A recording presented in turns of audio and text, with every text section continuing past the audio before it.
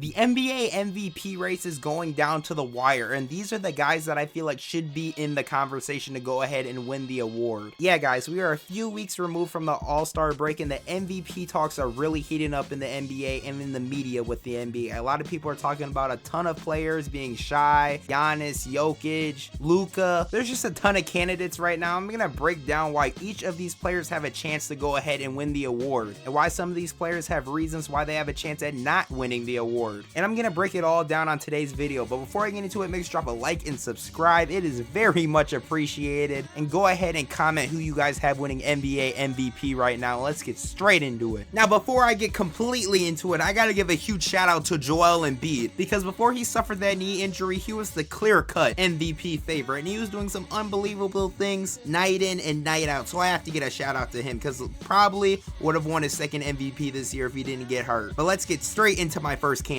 But my first candidate, we're going to talk about the new kid in town when it comes to the MVP race. We're going to talk about Shai from the Oklahoma City Thunder, because the other guys on this list, well, they've been in the MVP conversation before, and Shai certainly hasn't been. So let's see what he's been doing for the Thunder this season and why he is in the MVP race. Well, certainly one of the reasons why Shai's in the MVP race is because of his stats. I mean, he's averaging 31 points per game, which is second in the NBA currently. He's also averaging 5 rebounds, 6 assists on 54% field goal shooting, and he's shooting 37% on threes. Before I continue, this is a note from future me just explaining something real quick. I know I kept saying Shai in the video, but it's actually Shai. Eventually, I do go ahead and switch it back to Shai, but yeah, I just wanted to go ahead and mention that, and let's get back into it. The Oklahoma City Thunder, they've been a pretty dangerous team this year. I made a video all the way back in the summer explaining why I thought the Oklahoma City Thunder were going to be a dangerous team, and my main reason was because of Shai right here. And look at, he's turned into an MVP candidate, which I think is all around crazy, but he is truly a baller for the Oklahoma City Thunder. Another reason why Shai is so heavily thought in this MVP race as well, Thunder are the second seed in the Western Conference right now. In the Western Conference, we already know it is super tough, way tougher than the Eastern Conference, and they're sitting second right behind the Minnesota Timberwolves, so they're doing some damage in the West, and the main reason because of that is Shai. I'm gonna bring another aspect into these MVP conversations that I feel like not a lot of people go over, and that's gonna be the media, because you gotta think about it. The media votes for these MVPs, and how the media portrays a player can definitely change their chances at winning. Now, I've spent some time on Twitter, and I'm just gonna tell you guys right now about how the media portrays some of these players, and Shai is one of the players that the media likes pretty well. I mean, I see a lot of posts about Shai. I'm not saying not random people and just go ahead and vote, but there's a lot of big accounts on Twitter and just all around with Stephen A. They get votes on what I've just seen that everyone talk about, but the media tends to really like Shai. I'm guessing because he has an up-and-coming team and he's a young guy and he's averaging 31 points a game and he's doing some great things, so the media really likes him, so he'll definitely get some MVP votes. And honestly, I agree with them because he's really playing well for the Oklahoma City Thunder, I'm not gonna lie, and they're doing pretty well. And as of right now, I'm recording this video, the latest MVP ladder on NBA.com is the March 1st one. By the time this video comes out, there might be a new one out, and right now he's in second place, so he's definitely getting some MVP flowers in there. As of right now, if he continues to play like this, he'll for sure be a candidate. Do I think he has a chance at winning it? I'm not so sure about him winning it, just because, like, I don't know, it just seems a little bit off if he would go ahead and win MVP. I feel like the Thunder would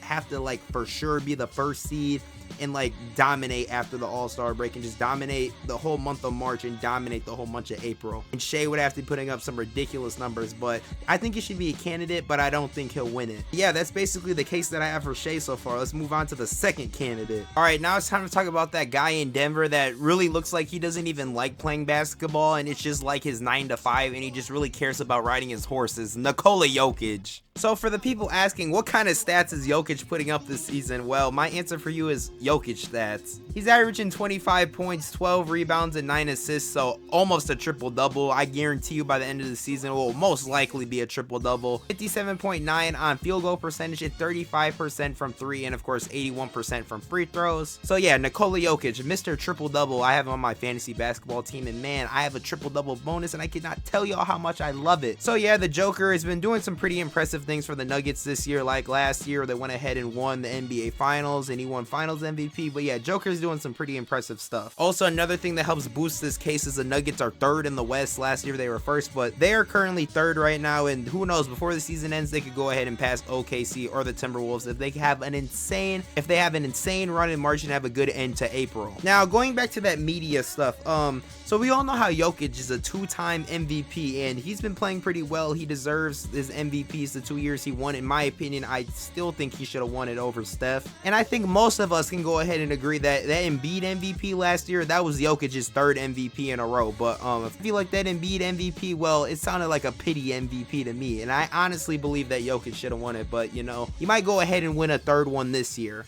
But it really looks like Jokic doesn't have voter fatigue. I mean, what? This is going to be his third MVP if he goes ahead and wins this year? And as I'm making this video, Jokic is first on the MVP ladder on NBA.com. So like I said, the Nuggets are doing some truly inspirational things. But do I think he should be an MVP candidate? Of course. It's Nikola Jokic, the Joker. He should be probably an MVP candidate every year. He's doing some ridiculous stuff in Denver every single year. Jokic for sure is going to be a candidate. As of right now, I would have him definitely in my top 3 for the candidates this year. Now it's time to talk about my third candidate, the guy in Milwaukee, the Greek freak, Giannis Antetokounmpo. Now before I get into Giannis real quick, I just want to mention that none of these candidates are like in order on who I think is going to win MVP. It's just the order I decide to do them in. But yeah, let's get into Mr. Antetokounmpo, the Greek freak. Giannis this year is averaging 30 points, 11 rebounds, and 6 assists on 61% field goal shooting. He's shooting 30% from 3 and 66% on his free throws. And well, it's been an interesting season for the Milwaukee Bucks this year with trading for Damian Lillard, and he hasn't been everything that we asked for. Firing Adrian Griffin before the All-Star break and bringing in Doc Rivers, and just, it's been a mess for the Milwaukee Bucks this year, and they're somehow still second in the Eastern Conference even though they've had a mess of a season. And a big part of that is Giannis Antetokounmpo. Like I said, he's averaging 30 a game. When he's in the Bucks, he's playing immaculate. One of the best players, if not the best player in the NBA currently. He got that dog in him. Now, like I said, I always want to talk about the media aspect when it comes to these players, and well, the media for some reason just doesn't really like the Bucks and Giannis, and I have no idea why. If you take your time and go on Twitter during a Bucks game and Giannis does something absolutely ridiculous, I guarantee you ESPN, Bleacher Report, none of those media outlets are gonna post it. But if it was Luca or Joker, they would go ahead and post it immediately. The big accounts on Twitter like Legions of Hoops, the NBA Central,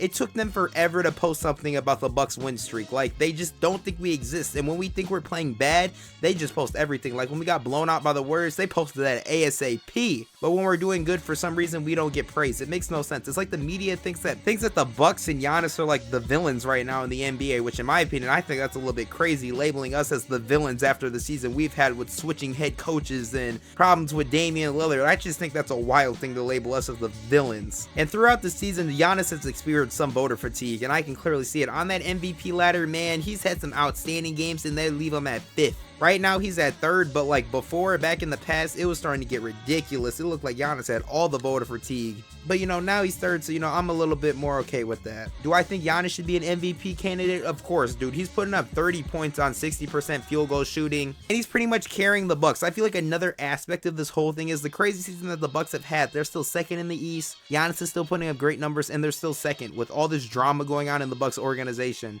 And Giannis is still putting up MVP level numbers. In my opinion, he should definitely be in the conversation. I don't care if you say I'm biased because I'm a Bucks fan. I don't care. It just makes too much sense for him to be one of the big candidates for it. But that's enough about Giannis Antetokounmpo. Let's go ahead and get to that point guard in Dallas named Luca Doncic, because he's had an outstanding season this year. You guys remember when I said Shea was the number 2 scorer in the NBA? Well, guess what? Luca's the number 1 scorer in the NBA. This year, Luca is averaging 34 points, 9 rebounds, and 9 assists. He's also basically averaging a triple-double just like Jokic. He's also averaging 49% on his field goal shooting, 37% from 3, and 78% on his free throws. Luca, as a basketball player, has just had an outstanding year this year. He is all around just balling out on an absurd level. Every single night, I swear I see Luca with a 30-point triple-double. He just manages to do it over and over and over again. He's a ridiculous basketball player. Now, if we're just going off stats, Luca would go ahead and win MVP in my opinion. He got the most points, basically averaging a triple-double. If we were just going off stats, he would go ahead and win the award. It wouldn't even be a debate. But there's another thing that comes into the conversation. We go ahead and talk about Luca, and that's the Mavs record and where they currently stand in the West. Yeah,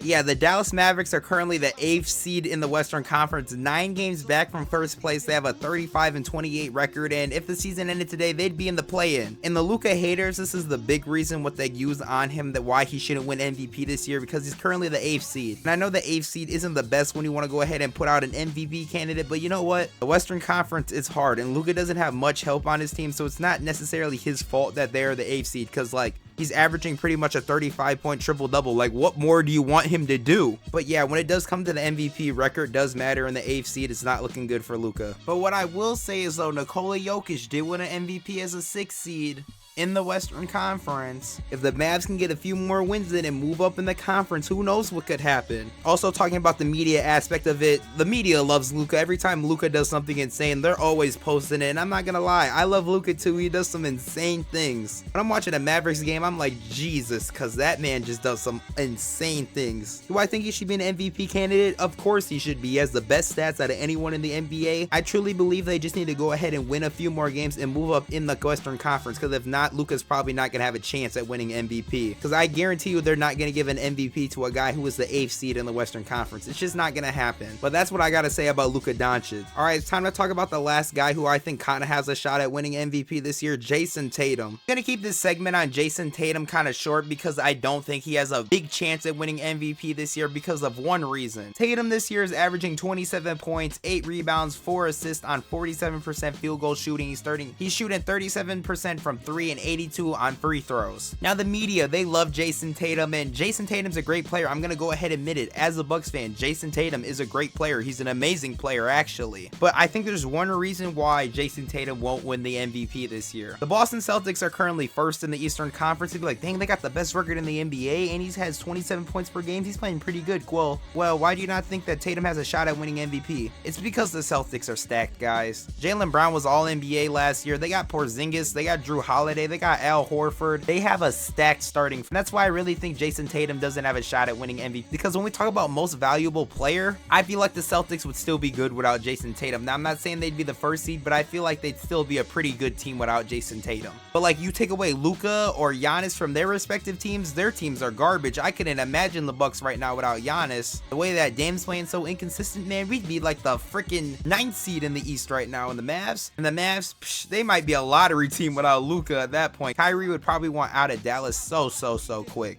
But yeah, Jason Tatum, he's an amazing player, but I don't think he has a chance of winning MVP just because the Celtics are so stacked. But yeah, that's me breaking down the NBA MVP race. If I had to name my top 3 candidates right now, it'd probably be Giannis, Jokic, and Luka would be my top 3 candidates. Now, those aren't in order. Those are just my personal top 3 candidates. Let me know in the comments who you guys have winning MVP this year, and that's going to be the video. If you enjoyed, please drop a like and subscribe. It's very much appreciated. Watch these videos that I've made in the past right here. There's some quality content, and I believe if you like this video, you'll go ahead and like those videos as well. And I will see you guys in the next one.